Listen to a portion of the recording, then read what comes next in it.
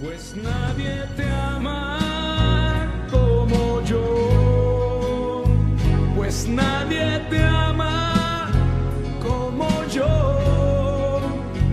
Mira la cruz, esa es mi más grande prueba. Nadie te ama como yo. Pues Bienvenidos a Creciendo Juntos en Nuestra Fe Católica, el programa que le ayudará a conocer la riqueza de su fe y a profundizar en su relación personal con Jesucristo en su iglesia. Y ahora con ustedes, el Padre Julián Cardona. Nadie te ama como yo. Un saludo muy especial para todos ustedes en esta hermosa mañana, regalo especial de Dios amor para cada uno de nosotros. Esta oportunidad que nos brinda el Señor de empezar un nuevo amanecer, de contemplar la grandeza de su creación, de disfrutar la vida. Son pequeños, grandes milagros de cada día por los cuales no se nos puede olvidar darle gracias a Dios. Y no se nos puede olvidar tampoco empezar este día y todos los días llenos de actitud muy positiva, con mucho optimismo, con mucho agradecimiento, porque muchos se acuestan y ya no se levantan, o muchos se levantan para padecer muchos sufrimientos. Pero tú y yo, en medio de las dificultades de cada día, en medio de este negarnos a nosotros mismos, cargar nuestra cruz y seguir a Cristo, vamos santificándonos poco a poco en las pruebas que el Señor nos permite.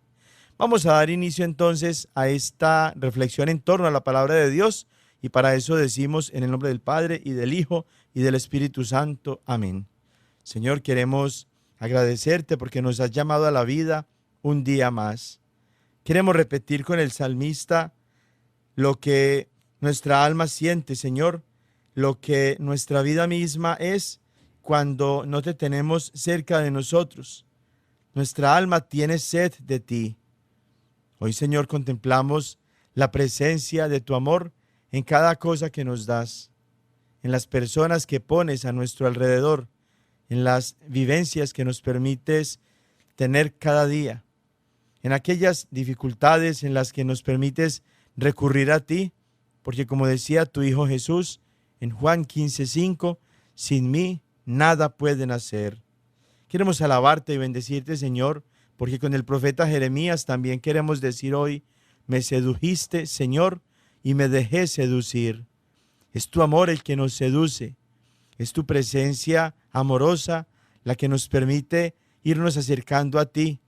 Tú nos has atraído con lazos de amor. Constantemente, Señor, estás dándonos muchos detalles, muchas manifestaciones de tu misericordia.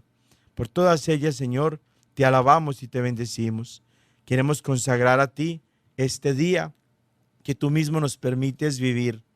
Que nuestras palabras, pensamientos, acciones, gestos, actitudes, decisiones, motivaciones, sean todas estas cosas orientadas a darte a ti la gloria, el honor y el poder, y para nosotros seguir avanzando en el camino de la santificación. Amén. En el nombre del Padre, y del Hijo, y del Espíritu Santo. Amén. Estamos en el domingo 22 del tiempo ordinario, y el evangelio que la iglesia nos presenta hoy para nuestra meditación lo tomamos de Mateo, capítulo 16, versículos del 21 al 27. En aquel tiempo comenzó Jesús a anunciar a sus discípulos que tenía que ir a Jerusalén para padecer allí mucho de parte de los ancianos, de los sumos sacerdotes y de los escribas, que tenía que ser condenado a muerte y resucitar al tercer día. Pedro se lo llevó aparte y trató de disuadirlo, diciéndole: no lo permita Dios, Señor, esto no te puede suceder a ti. Pero Jesús se volvió a Pedro y le dijo: apártate de mí, Satanás, y no intentes hacerme tropezar en mi camino, porque tu modo de pensar no es el de Dios, sino el de los hombres. Luego Jesús dijo a sus discípulos: el que quiera venir conmigo, que renuncie a sí mismo, tome su cruz cada día y me siga. Pues el que quiera salvar su vida, la perderá, pero el que pierda su vida por mí, la encontrará. ¿De qué le sirve a uno ganar el mundo entero si pierde su vida? ¿Y qué podrá dar a cambio para recobrarla? Porque el Hijo del Hombre ha de venir rodeado de la gloria de su Padre, en compañía de sus ángeles, y entonces le dará a cada uno lo que merecen sus obras. Palabra del Señor. Gloria a ti, Señor Jesús. En este evangelio del día de hoy encontramos varios puntos fundamentales para nuestra fe cristiana católica, que si nosotros los sabemos asimilar y que si los tenemos siempre presente a nuestra hora de vivir nuestra fe, vamos a tener la posibilidad entonces de ser fieles al propósito de Dios en nuestra vida. Comienza el evangelio mostrándonos el anuncio temprano que hace Jesús de su propia pasión y muerte. Jesús tiene muy claro la misión a la que Dios, su Padre, lo ha enviado. Es por la pasión, la muerte, la resurrección de Cristo que tú y yo vamos a obtener la salvación. Y Jesús lo tenía muy claro, y con el Padre y el Espíritu Santo, la Santísima Trinidad, que es un solo Dios, había ya diseñado el plan de salvación para ti y para mí. Pero ese plan incluía la cruz, el dolor, el sufrimiento, la negación, la ofrenda de sí mismo para que tú y yo tuviéramos vida y la tuviéramos en abundancia. Y ese mensaje de la cruz cae pesado. No le gusta a muchas personas el camino de la cruz. Hay muchas denominaciones autoproclamadas cristianas que suelen hablar de Jesús, por ejemplo, pero no quieren hablar de la cruz como el camino para llegar a la glorificación. Hay un tipo de sectas protestantes que se conocen como las del Evangelio de la Prosperidad, que hablan solamente de las bendiciones que Dios trae para ti cuando tienes fe, pero no quieren considerar la cruz que tú debes cargar para llegar con Cristo a la gloria.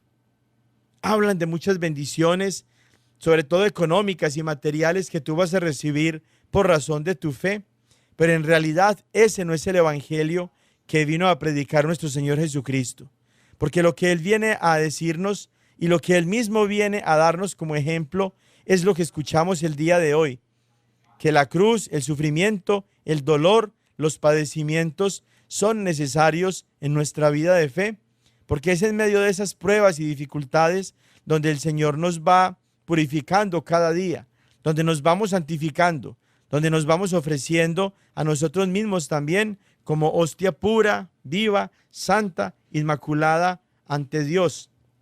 Por eso el cristiano no rechaza la cruz. Por eso el cristiano sigue los pasos ensangrentados de su Maestro, de su Señor, de su Mesías, de su Dios, de nuestro Señor Jesucristo, que vino a dar su vida como rescate por muchos.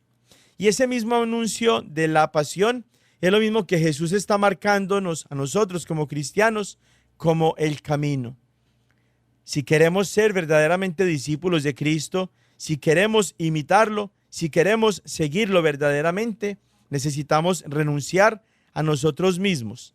¿Qué significa renunciar a nosotros mismos? Negarnos a nuestro egoísmo, a nuestro orgullo, a nuestra comodidad, a nuestra mediocridad, a querer hacer nosotros nuestra voluntad para empezar a hacer la voluntad de Dios. Negarnos a nosotros mismos o renunciar a nosotros mismos significa anteponer la voluntad de Dios a la nuestra propia. En el Padre Nuestro, Jesús ya nos enseñó también a decir: hágase tu voluntad, así en la tierra como en el cielo. Eso significa que así como en el cielo ya se hace la voluntad de Dios, tú y yo aquí en la tierra estamos llamados a hacer la voluntad de Dios. El mismo Cristo, cuando en esa noche preparatoria ya de su pasión y de su muerte, oraba en el Monte de los Olivos, decía de igual manera: Padre, si es posible, aparta de mí este cáliz, pero no se haga mi voluntad, sino la tuya. No se haga como yo quiero, sino como quieres tú. Eso significa renunciar o negarnos a nosotros mismos. Tomar la cruz, cargar la cruz, significa aceptar la vida que Dios nos ha dado con sus cosas buenas y sus cosas difíciles. Ser capaces de ver a Dios presente no solo en las situaciones buenas y placenteras de la vida, por las cuales nosotros agradecemos y nos congratulamos, sino también en las cosas difíciles de la vida. La gloria de Dios se ha manifestado tanto en la resurrección como también en la crucifixión, en la cruz, en el sacrificio.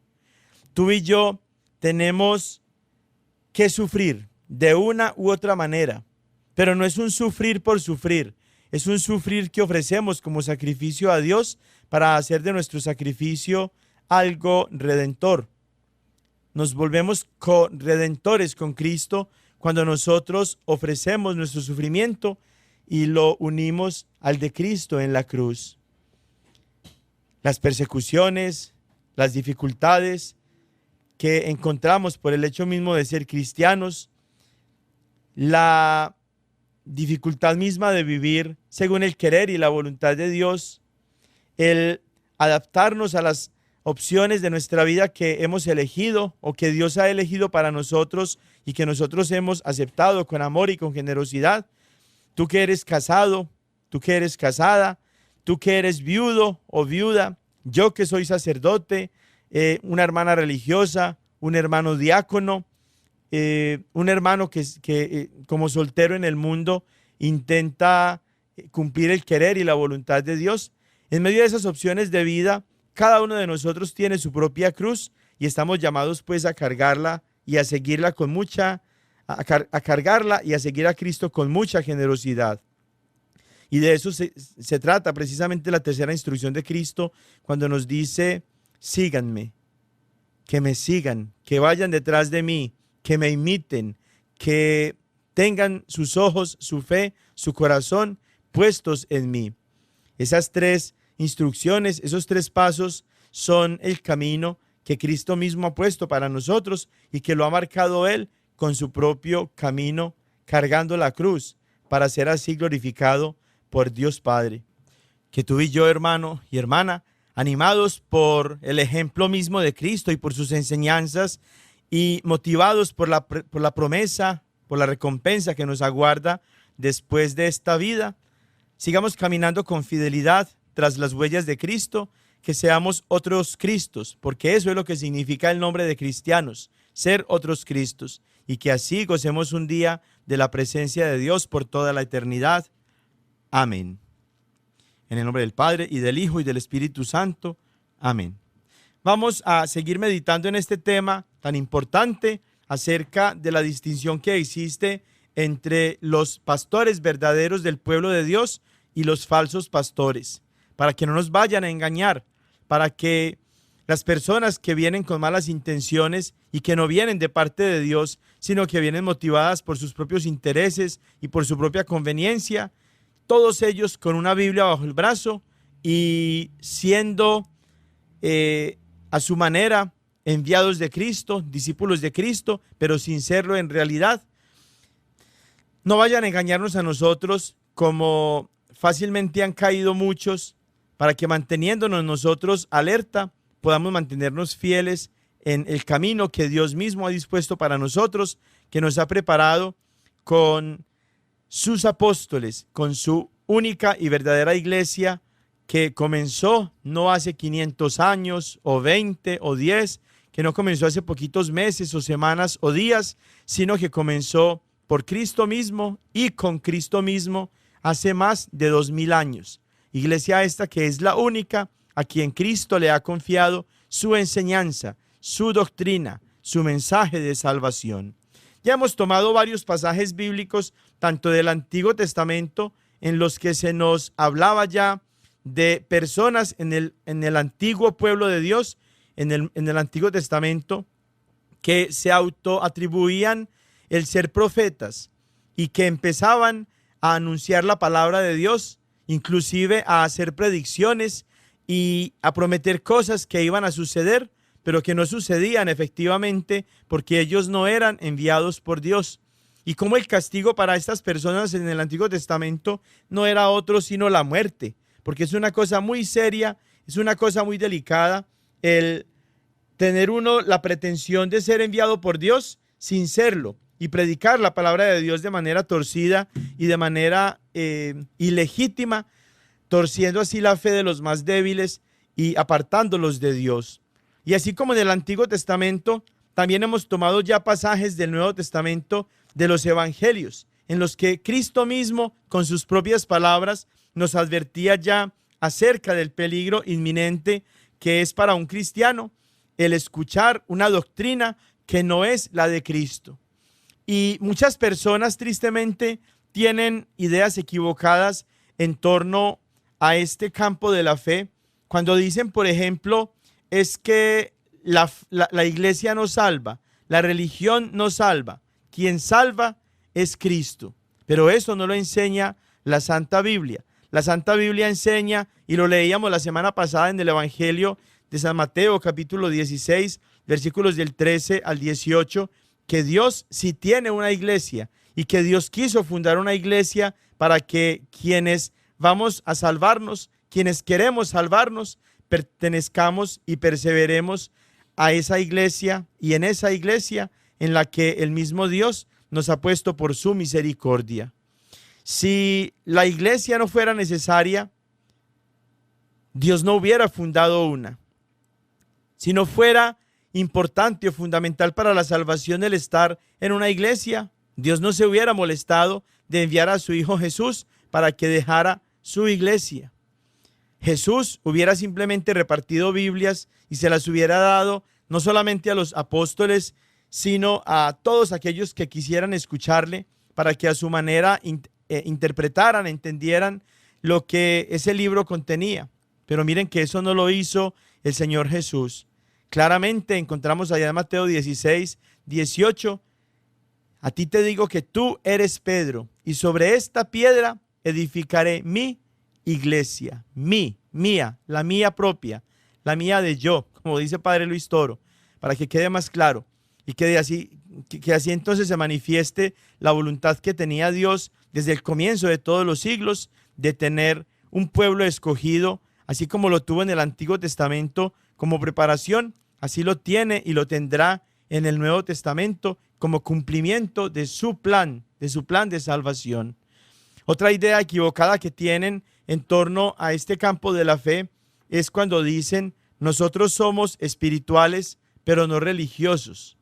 Falso, porque Dios mismo dispuso su propia religión, es decir, su propia forma de relacionarnos nosotros con Él.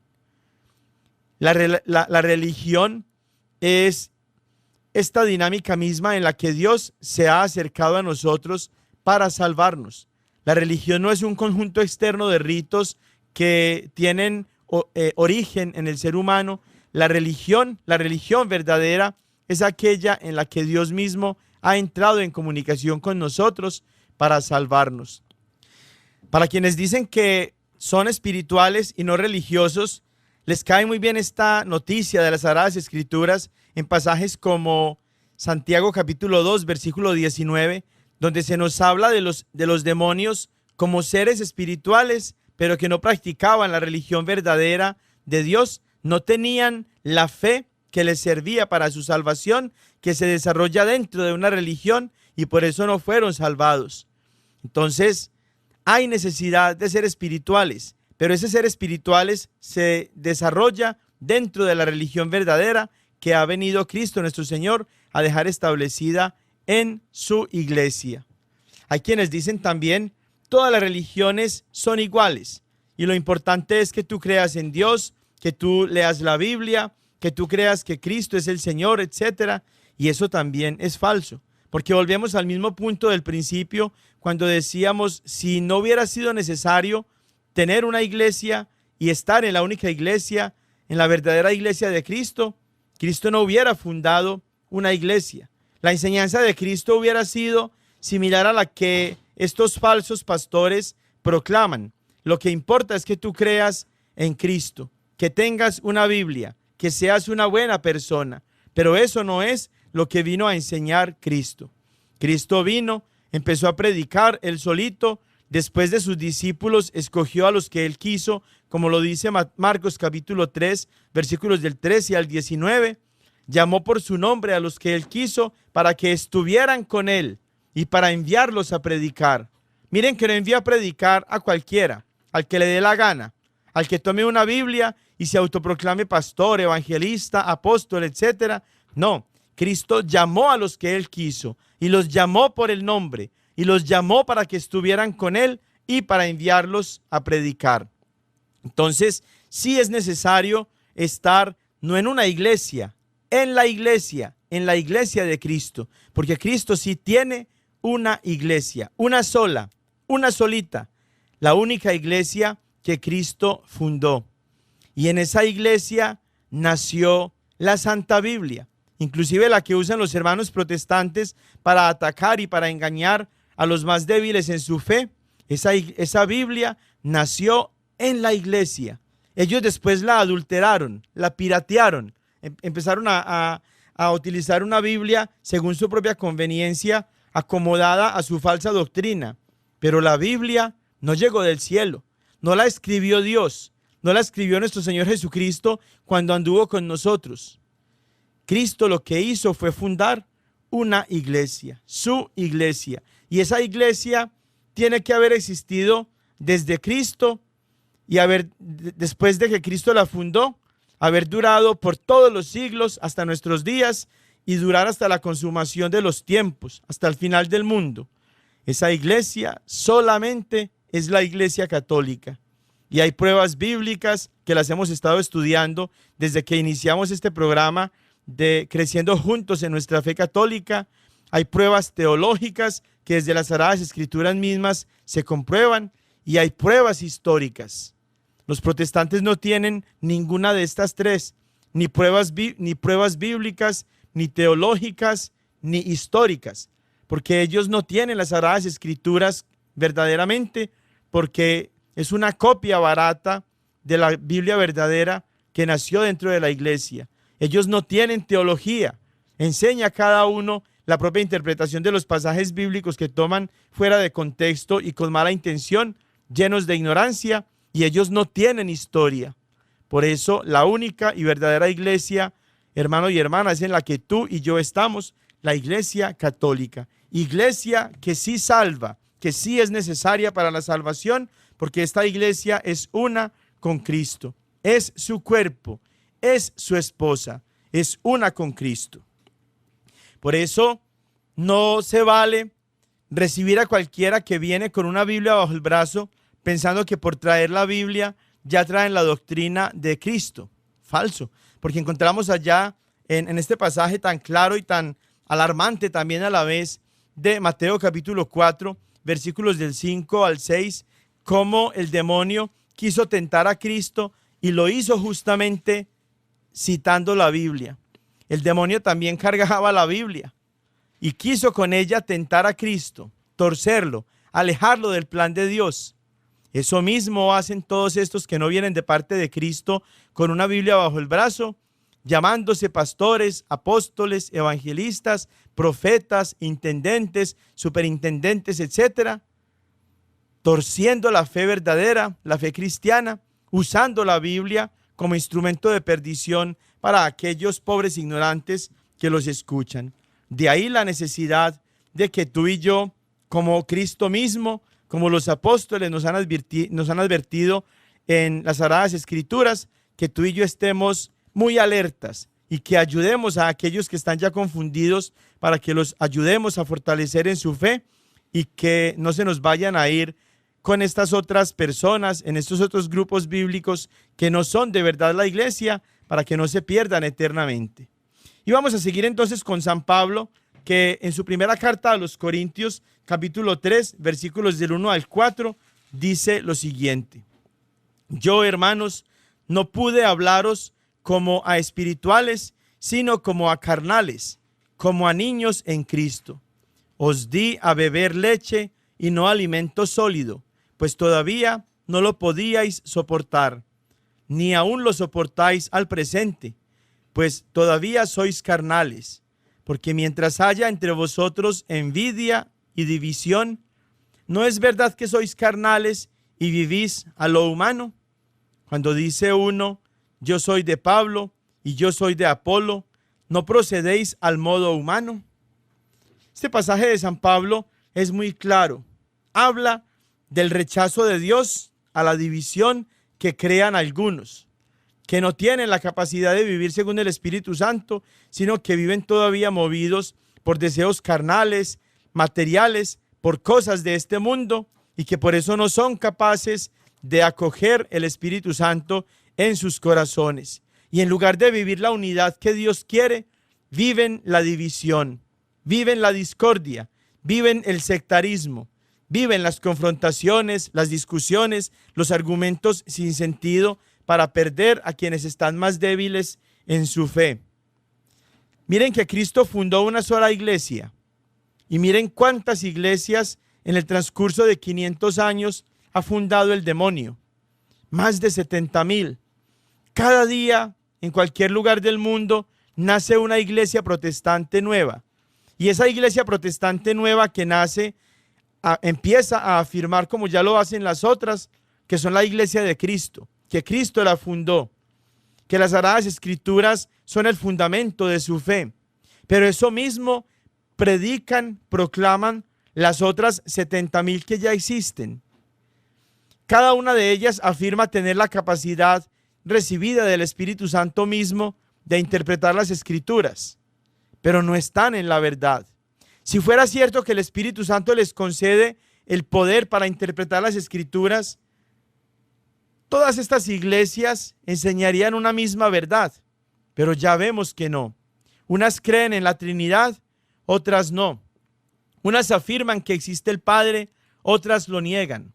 Unas afirman que Cristo es Dios, otras radicalmente niegan esta verdad. Otras creen que Cristo sí vino en cuerpo y sangre. Otras dicen que era solamente una apariencia corporal de Dios. Unas afirman una cosa de la iglesia y de los sacramentos, otras lo niegan. Unas proclaman unas vías o caminos para la salvación, doctrinas estas que son contradichas y atacadas por las otras. Para que miren, hermanos y hermanas, cómo en medio de tanta confusión y de tanta división que producen las sectas, la verdad de Dios no está presente. Por eso no son seres espirituales, no viven según el Espíritu, viven según la carne. El mismo San Pablo, ya en su segunda carta a los Corintios, capítulo 10, versículos del 12 al 18, nos dice lo siguiente: ciertamente no osamos igualarnos ni compararnos a algunos que se recomiendan a sí mismos, midiéndose a sí mismos según su opinión y comparándose consigo mismos, obran sin sentido. Está ya aludiendo San Pablo a aquellos que se dan títulos a sí mismos y que se consideran a sí mismos apóstoles de Cristo, buenos, santos, convertidos, ya salvados, pero que no son tales. Nosotros, en cambio, no nos gloriaremos desmesuradamente, es decir, exageradamente.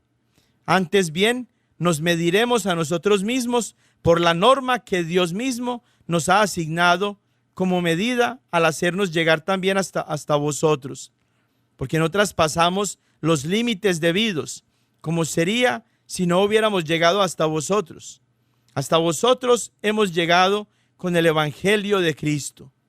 No nos gloriamos desmesuradamente, exageradamente pues, a costa de los trabajos de los demás, sino que esperamos mediante el progreso de vuestra fe engrandecernos cada vez más en vosotros conforme a nuestra norma, extendiendo el Evangelio más allá de vosotros, en lugar de gloriarnos en territorio ajeno por trabajos ya realizados.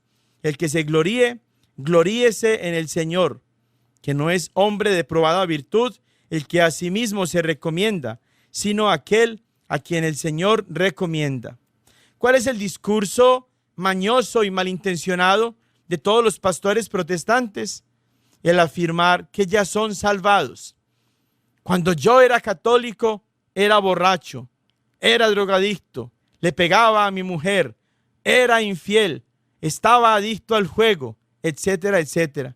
Pero ahora que ya soy cristiano según ellos, ahora que ya descubrí la verdad, vivo en la luz y ya no cometo pecado. Ya el Señor me salvó, ya soy eternamente salvado. Gloria al Señor.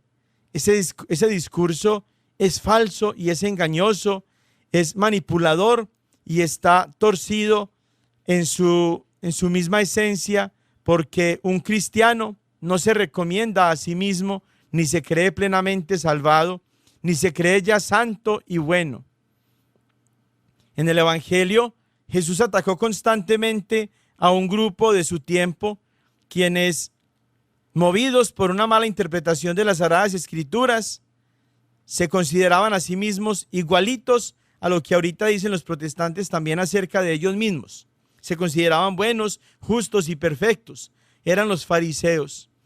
Y a las personas a las que más duro les dio Jesús durante su ministerio aquí en la tierra, fue precisamente a este grupo de los fariseos, por su actitud farisaica, valga la redundancia, porque hipócritamente se mostraban ante los demás como muy buenos, pero por dentro estaban llenos de toda clase de pecados y de maldades. Basta con mirar el capítulo 23 del Evangelio de San Mateo para descubrir verdaderamente qué era lo que Jesús pensaba de ellos y cómo eran estas personas en realidad.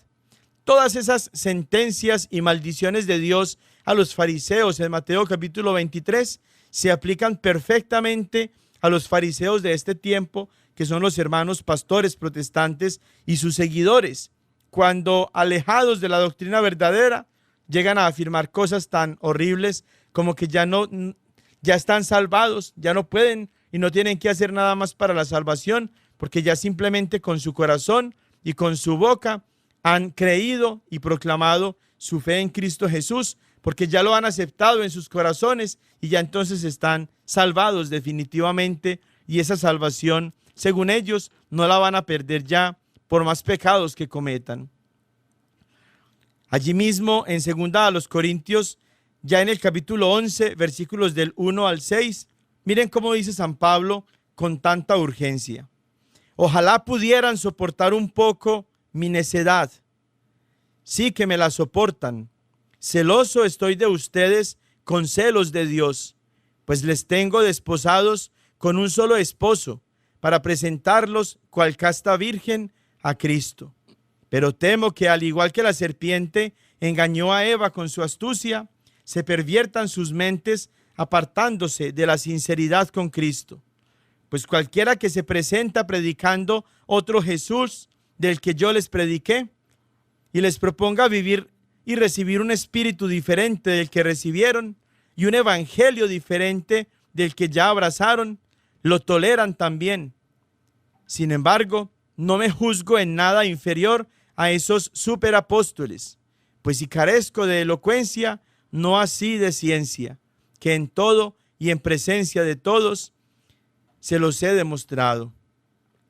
Miren cómo San Pablo advierte con mucha urgencia, con mucha necesidad, movido por el celo de Dios, acerca de esa actitud convenenciera y mediocre de quienes simplemente escuchan a todos y acogen a todos sin distinguir quiénes vienen de Dios y quiénes no. Y así como la serpiente en ese diálogo con Eva en el jardín del Edén la torció y la confundió, así también tiene mucho miedo San Pablo que estas nuevas presencias infernales de Satanás, que son los pastores protestantes, vengan con un evangelio diferente y que engañen a aquellos que con tanta facilidad les abren las puertas y los escuchan, simplemente porque vienen hablando de parte de Dios y porque traen en sus brazos una Biblia. Pero San Pablo está mostrándonos que no puede ser así, que tienes que distinguir muy bien a quién escuchas, qué doctrina aprendes. ¿Con quién aprendes tú a leer y a meditar en las Sagradas Escrituras? Si el demonio mismo, como decíamos hace un rato, venía con una Biblia en sus manos tentando a Cristo, no es de sorprendernos que también sus enviados, los pastores protestantes, hagan lo mismo y que utilicen la misma estrategia con la misma Biblia para perder a quienes están más confundidos y que no se han dejado formar en su fe. Hermanos y hermanas, esta advertencia de los apóstoles, esta advertencia de la palabra de Dios es muy importante. Vamos a escucharla de una manera diferente, a través de una canción en la que los misioneros de Cristo hacen apologética para seguirnos advirtiendo a todos nosotros acerca de la necesidad de estar atentos y de no dejarnos engañar. Esto es rap apologético, los misioneros de Cristo, antisectas. Sabemos muy bien que no es fácil dar un fundamento bíblico e histórico en tan solo 4 minutos, pero checa esto, que por qué soy católico. Me andan preguntando que por qué soy católico. Me andan cuestionando que por qué soy católico. Hoy voy a responder. Solo espero no te vayas a ofender. Que por qué soy católico. Me andan preguntando que por qué soy católico. Me andan cuestionando que por qué soy católico. Hoy voy a responder. Solo espero no te vayas a ofender. Son tantas veces que me han cuestionado que por qué soy católico y me tienen fastidiado. Pues una sola iglesia Cristo ha fundado, no 70,000 como está registrado. Mateo 16:18 es la lectura, está más que claro en las santas escrituras. Sobre esta piedra edificaré mi iglesia, a Pedro Cristo dijo y lo puso a la cabeza. Juan 21 del 15 al 17, cuida mis ovejas, le repitió 3 veces, dejando a Pedro como el pastor que cuide el rebaño mientras vuelve el Señor. Los demás apóstoles tendrán que obedecer, pues Cristo a Pedro en las llaves dio el poder de en el cielo y en la tierra atar y desatar. O sea que Cristo a Pedro va a respaldar, y por si no sabías te voy a iluminar. Pedro fue el primer papa en tener la autoridad, así nació el papado que hoy tú puedes ver desde Pedro hasta hoy. 266, estos son los papas que han pasado desde Pedro a Francisco y lo tenemos registrado. Por eso soy católico y no me he cambiado, pues no soy ignorante, pues la Biblia he estudiado. ¿Que por qué soy católico? Me andan preguntando. ¿Que por qué soy católico? Me andan cuestionando. ¿Que por qué soy católico? Hoy voy a responder. Solo espero no te vayas a ofender. ¿Que por qué soy católico? Me andan preguntando. ¿Que por qué soy católico? Me andan cuestionando. ¿Que por qué soy católico? Hoy voy a responder. Solo espero no te vayas a ofender. ¿Que por qué soy católico? Querías que te dijera. Porque me bautizaron en la iglesia verdadera, aquella que nació en el año 33 en Palestina, ya de Pentecostés. Fue llamada cristiana por primera vez en Hechos 11, 25 al 26. ¿Y por qué católica? Podrías preguntar. Búscalo en la historia, ponte a investigar. En el año 107, en Antioquía, el obispo San Ignacio así la llamaría. Y desde entonces así fue conocida, y hoy en todo el mundo se encuentra extendida. Estar en ella me llena de gozo, y de ser católico me siento orgulloso. Ya conoces de mi iglesia el fundamento, ahora dime cuáles son tus argumentos. ¿Que por qué soy católico? Me andan preguntando. ¿Que por qué soy católico? Me andan cuestionando. ¿Que por qué soy católico? Hoy voy a responder. Solo espero no te vayas a ofender. ¿Que por qué soy católico? Me andan preguntando. ¿Que por qué soy católico? Me andan cuestionando. ¿Que por qué soy católico? Hoy voy a responder. Solo espero no te vayas a ofender. ¿Que por qué somos católicos? Simple, porque pertenecemos a la única iglesia fundada por Jesucristo. No pertenecemos a una secta fundada por un hombre. Hey hermano, despierta. El protestantismo comenzó en el año 1517, después de que el obispo Martín Lutero se separa totalmente. Esto es rap apologético. Los misioneros de Cristo. Antisectas. Es más, ya te la sabes. Rompiendo herejías y anticristos.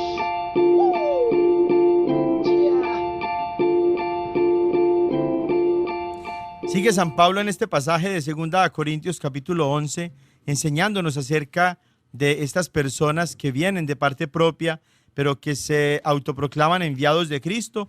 Y por eso ya en los versículos 13 al 15, miren cómo lo dice San Pablo. Porque esos tales son unos falsos apóstoles, unos trabajadores engañosos que se disfrazan de apóstoles de Cristo. Y nada tiene de extraño, que el mismo Satanás se disfraza de ángel de luz.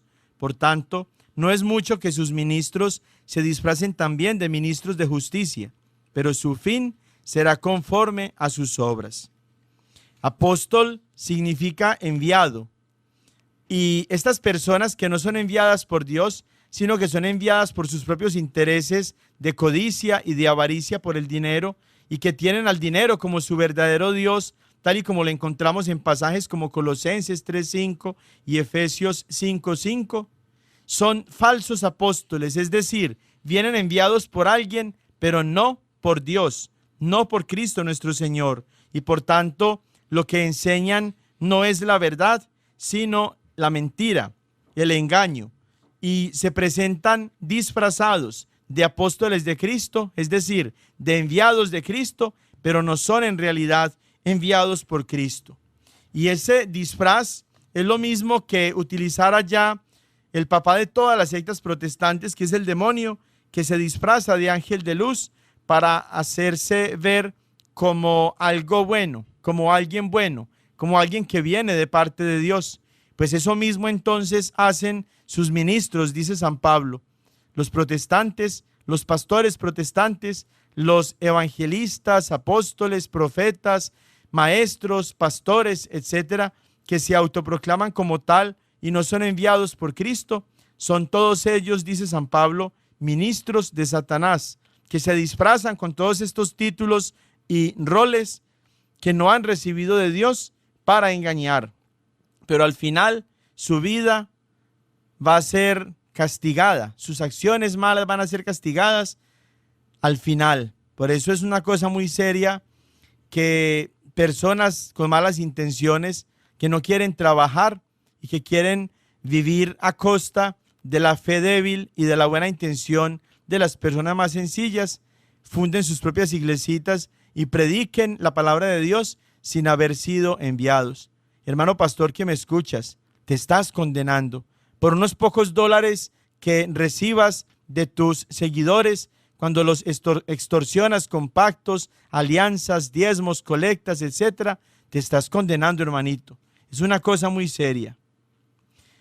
El mismo San Pablo sigue en esta carta, también en el capítulo 11, ya en los versículos 19 al 20, diciéndonos lo siguiente: gustosos soportan ustedes a estos fatuos, es decir, a estos superficiales, a estos mentirosos.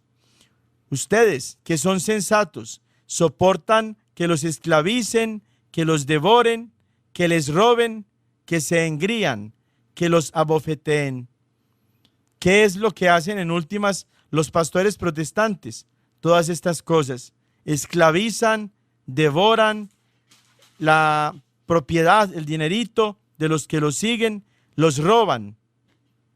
Permiten que los maltraten y los abofeten, llamándolos inclusive ladrones que le están robando a Dios, usando Malaquías 3 del 8 al 10, cuando en realidad los que están robando son estos pastores protestantes. Pero tristemente muchos católicos débiles en su fe los aceptan y los siguen y se cambian de la verdadera religión para estas sectas que no provienen de Dios, sino que provienen, como ya vimos, del demonio.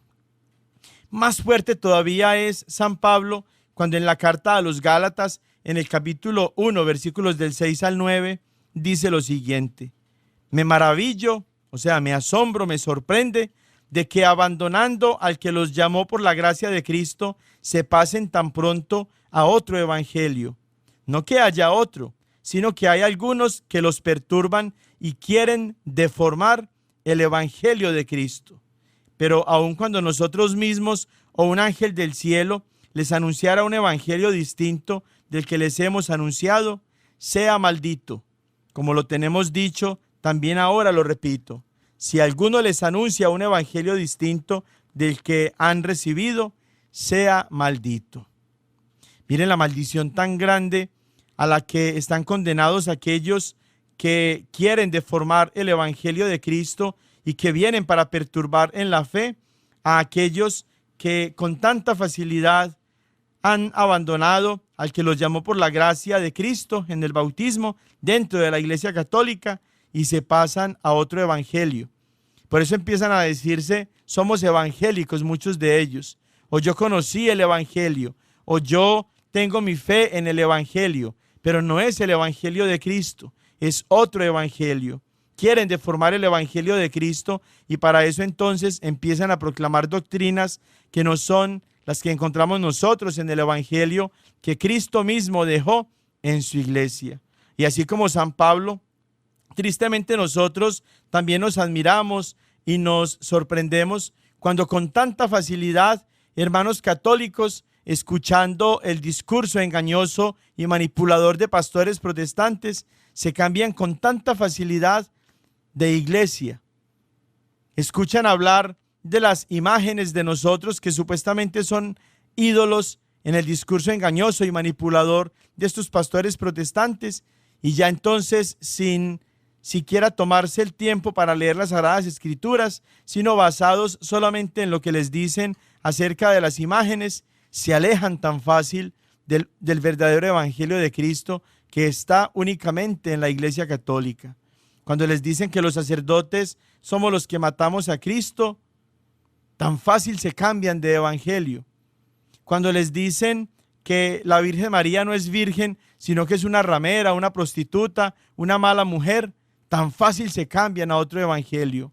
Cuando les dicen que la Eucaristía no es la presencia viva y real de Cristo, sino que es un solo símbolo, una sola representación, una galleta u oblea, simple pan o simple vino, y que los curas son unos borrachos porque en la iglesia toman vino, tan fácil se cambian a otro evangelio.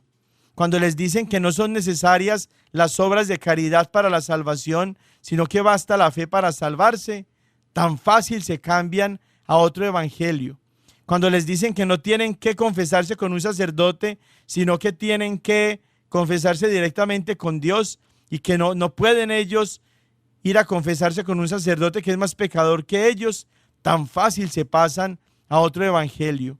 Cuando les dicen que los niños no pueden ser bautizados y que la Biblia prohíbe el bautismo de los niños y que el bautismo solamente es para los adultos cuando ya tienen uso de razón, tan fácil se cambian y se pasan a otro evangelio. Y de esa manera se convierten en anatemas, en malditos, porque han deformado el evangelio de Cristo.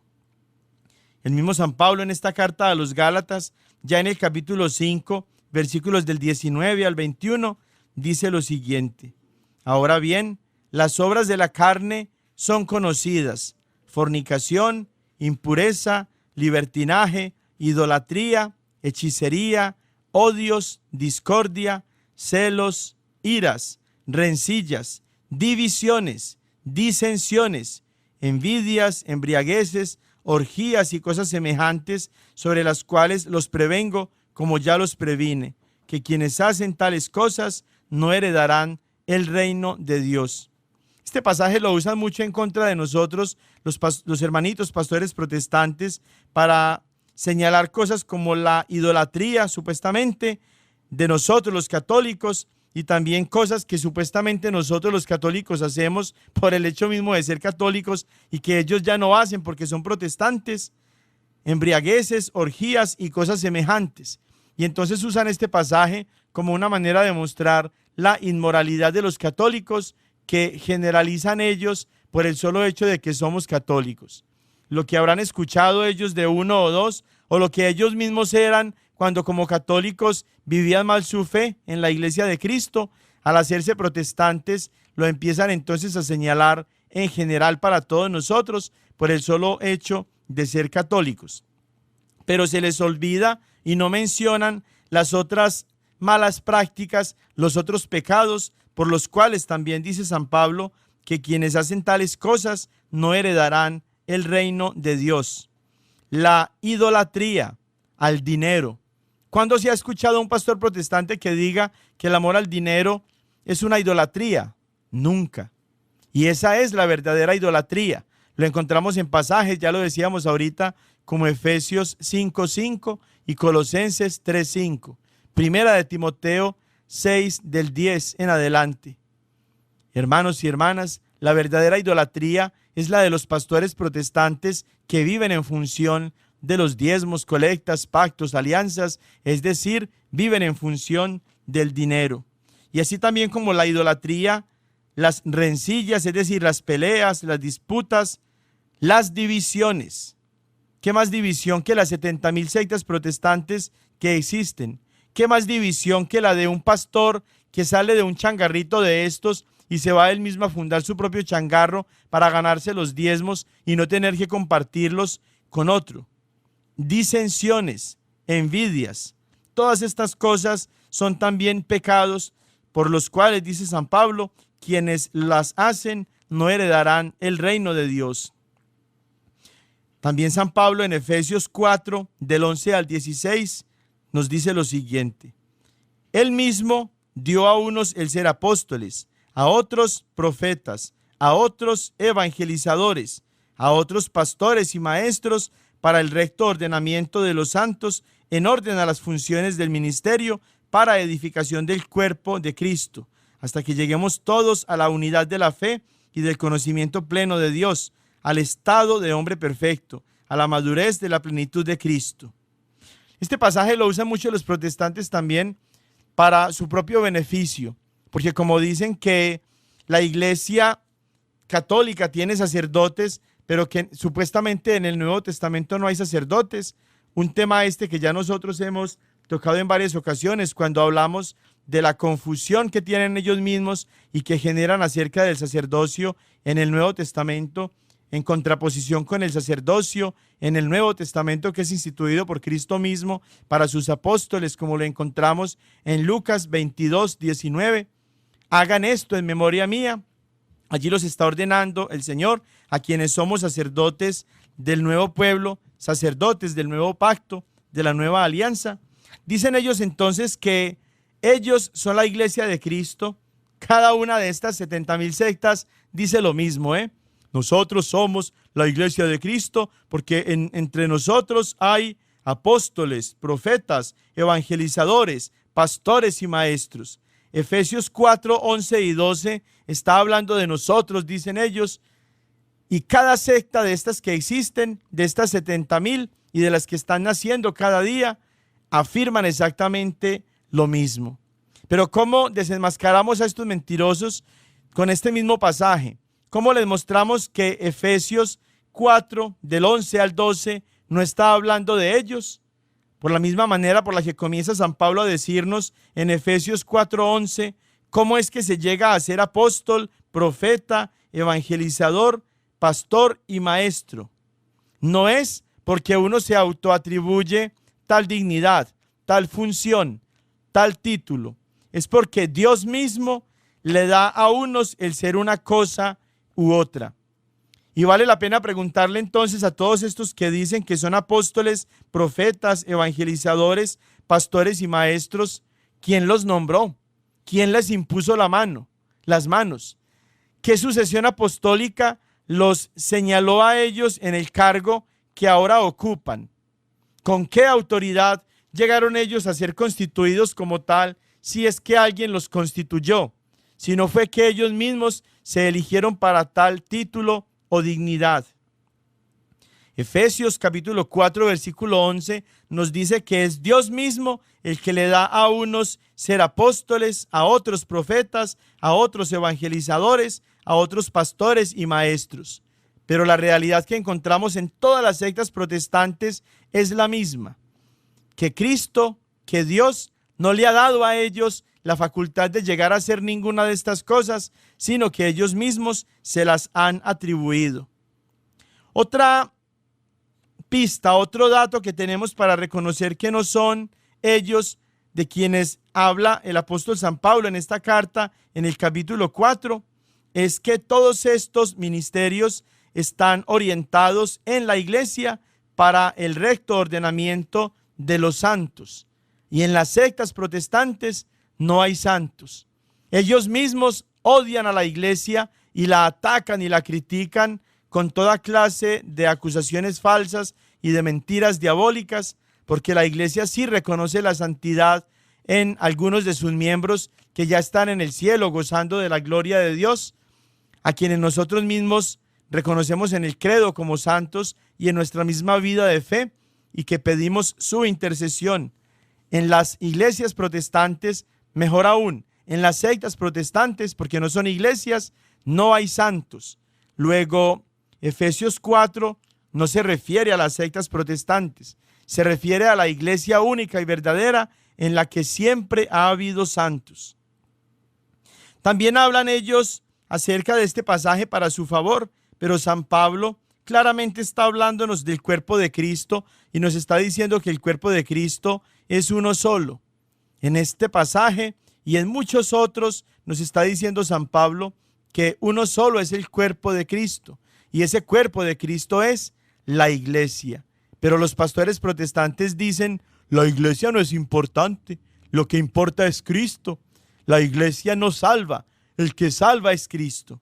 Pero aquí San Pablo está diciendo que estos ministerios están orientados para la edificación del cuerpo de Cristo, que es la iglesia. De tal manera entonces que no habla Efesios 4 de los hermanos protestantes.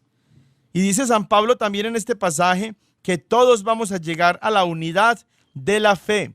Y eso es lo que menos hay en las sectas protestantes. Lo que más hay en las sectas protestantes es división. Luego este pasaje de ninguna manera habla de los hermanos protestantes y de los pastores protestantes y de las sectas protestantes. Y luego sigue San Pablo con lo siguiente: para que ya no sean niños llevados a la deriva y zarandeados por cualquier viento de doctrina, a merced de la malicia humana y de la astucia que conduce engañosamente al error. Antes bien, siendo sinceros en el amor, crezcamos en todo hasta aquel que es la cabeza, Cristo, de quien todo el cuerpo recibe trabazón y cohesión por medio de toda clase de junturas que llevan a la nutrición según la actividad propia de cada una de las partes, realizando así el crecimiento del cuerpo para su edificación en el amor.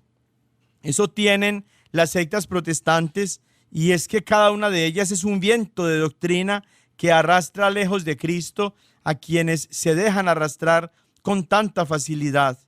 Dios quiere la unidad en la fe, pero cada uno de estos grupos bíblicos que se autoproclaman Iglesia de Cristo tienen en realidad una doctrina diferente, una fe diferente, la proclamación de un mensaje del Evangelio de forma diferente que arrastra a todas las personas que están en su interior lejos de Cristo, y engañosamente los conducen al error por medio de la malicia humana y de la astucia que está presente en el corazón de todos estos pastores protestantes. Hermanos y hermanas, Dios quiere la unidad. Cristo vino a sembrar en el corazón de todos nosotros la unidad de la fe, una sola fe, un solo Señor, un solo bautismo, un solo Dios y Padre de todos. Pero los hermanitos protestantes, por el contrario, lo que vienen a sembrar es la división, el error, las confrontaciones, las mentiras, las disensiones. Un pastor protestante no está viendo favorecida su situación financiera en una secta a la que pertenece, y fácilmente se salen y van a fundar sus propias iglesitas. Eso mismo ha pasado aquí en nuestro pueblo. Lo sabemos con nombres propios que no decimos porque no vale la pena, pero eso mismo ha pasado aquí en nuestro pueblo y sigue pasando. Y todos estos mentirosos, cuando forman sus propias iglesitas, las empiezan a llamar Iglesia de Cristo, y que vienen desde Cristo y que la Biblia lo respalda. Hermanos y hermanas, no se dejen engañar. Que la bendición de Dios Todopoderoso, Padre, Hijo y Espíritu Santo, descienda sobre ustedes y los acompañe siempre. Feliz semana. Ven con nosotros al caminar Santa María, ven. La diócesis de Knoxville y la parroquia de Santo Tomás Apóstol de Lenoir City les agradecemos por habernos acompañado en Creciendo Juntos en Nuestra Fe Católica, y los invitamos a que nos escuchen la próxima semana por esta misma estación y a la misma hora, para profundizar en lo que significa ser un católico conocedor de su fe. Hasta pronto y que Dios los bendiga.